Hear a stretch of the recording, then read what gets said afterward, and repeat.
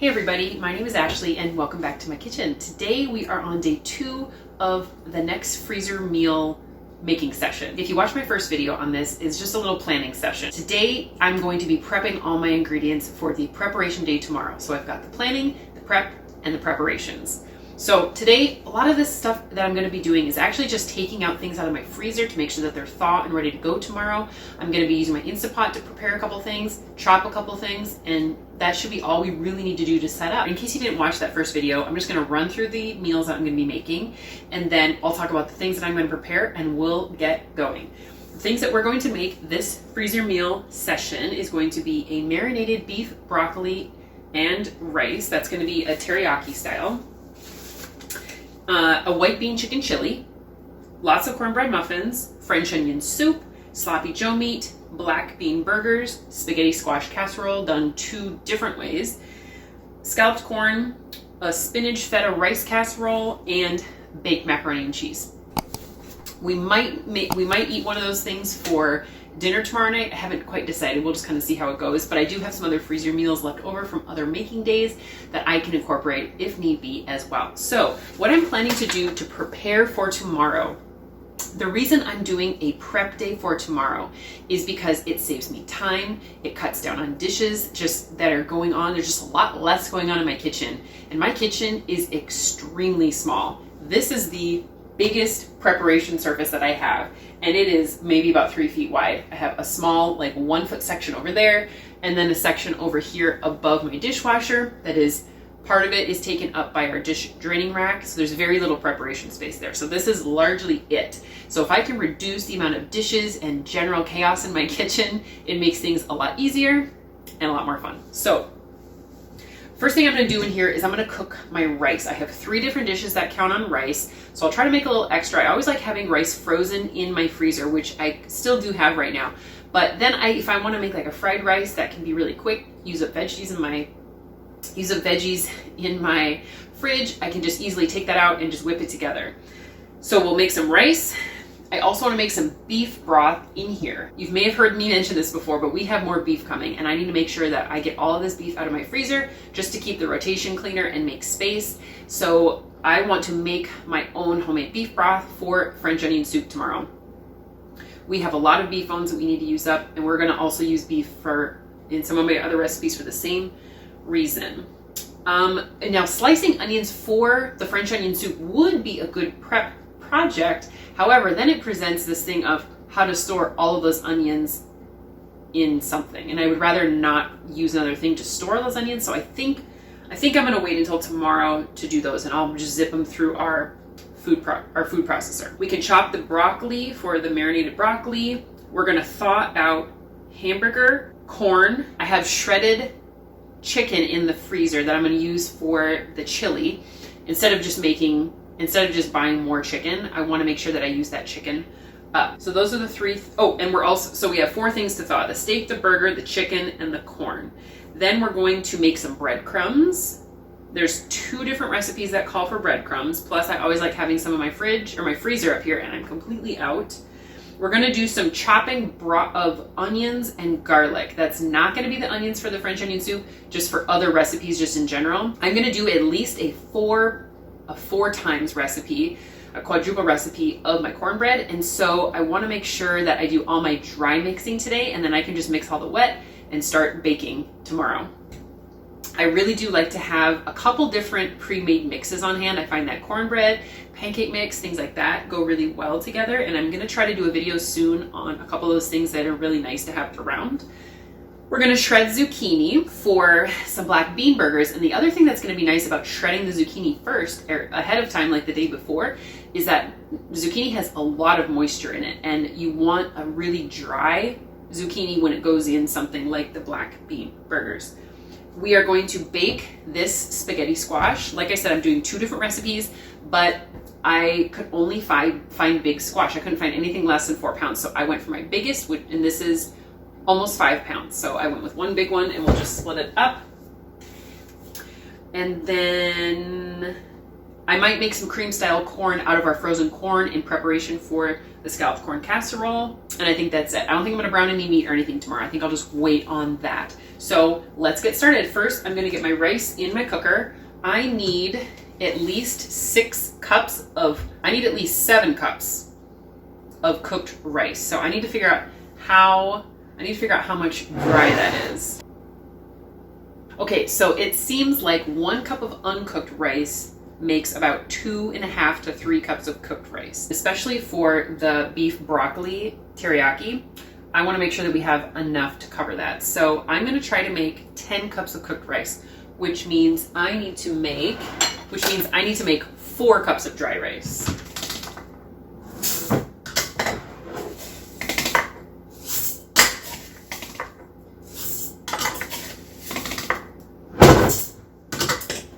Okay, I'm gonna give this rice a rinse and then add the water and we'll get this cooking.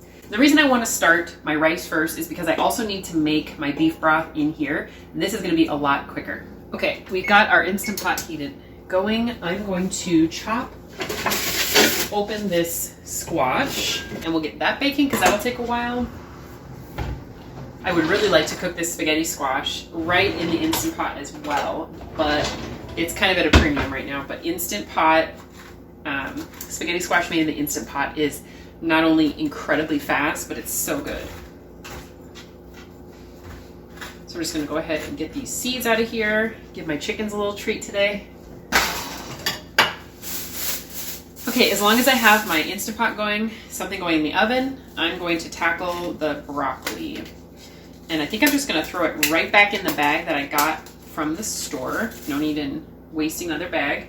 And I've mentioned this in other videos, but our co-op sells these bags that are made from recycled ocean plastic, plastic that's been recovered from the oceans, which is kind of a cool thing.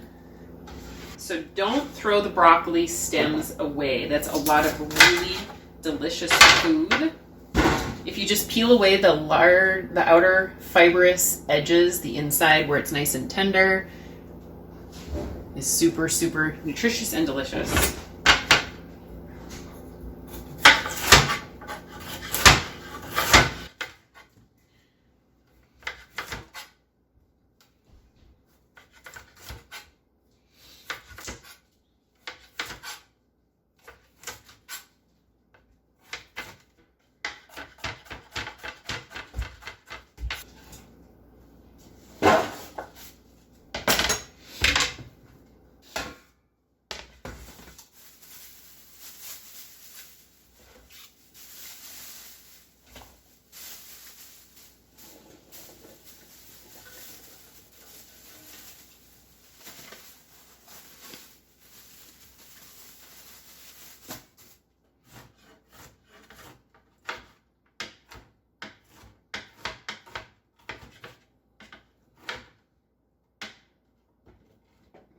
So this cauliflower is actually going to be for the baked macaroni and cheese. So I'm going to try to chop it up really finely. And even though it didn't come in a bag like this did, I'm going to use a bag that I have for some other produce, similar bag, and just throw it in there so it's ready to go tomorrow.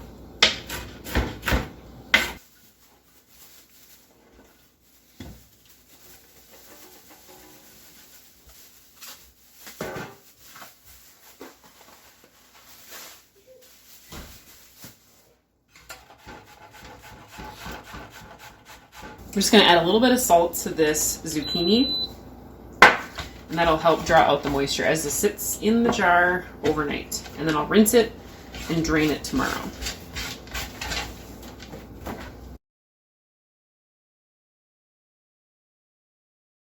This is a huge bunch of parsley. I just chopped up some green onions, and I'm going to get this parsley chopped up so it's just ready to use and throw into stuff.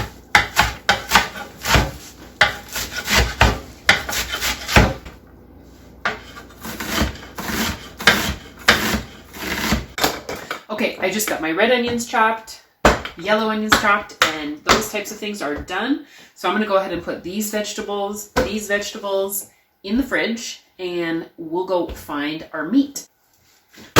Okay, sorry, it was getting to be kind of a mess in the basement trying to record and while I was digging. So I just grabbed everything. We got 2 loaves of bread to make breadcrumbs, And I don't think I'm going to make breadcrumbs out of all 2 loaves, but anything else we'll just eat. I grabbed some soup bones for the broth. I don't think I have any more broth bones left from 2020. So I grabbed this one, and we'll make that in a little bit. In fact, I can vent my pressure cooker here. While the cooker is just finishing venting, I'll just make sure that I told you everything I've got out here. So the bread, the soup bones, 2 steaks that'll be used for the beef and broccoli, shredded chicken, corn, and then ground beef. So I'm actually going to leave these out room temperature for several hours. That'll just kind of kickstart the thawing process. I'm going to make sure they still stay cool in the fridge in a couple of hours. And then as soon as I get this rice out of here, I'm going to get it into a big bowl. We'll start it cooling down, and then I'll get my beef broth going. I've got all of this yummy stuff from preparing the vegetables already prepared and ready to go in. So my work is already done here. I'll just toss that in with some celery and bay leaves. And we'll be on to the next thing. That does not look like 10 cups of rice. I could be wrong, but that does not look like 10 cups of rice at all. Okay, beef roast is cooking, rice is cooling down, the spaghetti squash just came out of the oven, this is cooling down. I've got a stack of toasted bread.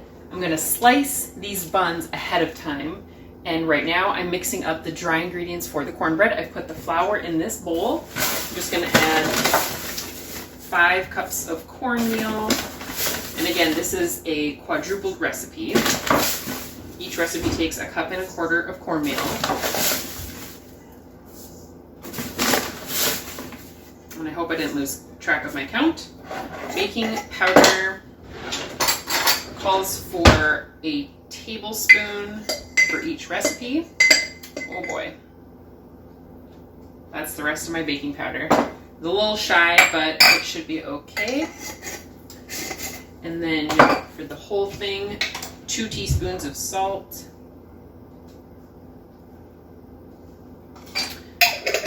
And the recipe calls for 1/2 cup of sugar, but I cut that in half and it's more than sweet enough. So I'm gonna put in a full cup for the whole thing. Now I will just whisk this together and set this aside. Tomorrow I'll add the wet and we can just get them cooking. Okay, we are on to the last thing to do today, and that is to make breadcrumbs. So I'm just gonna go ahead and zip this entire pile down and fill it in this jar.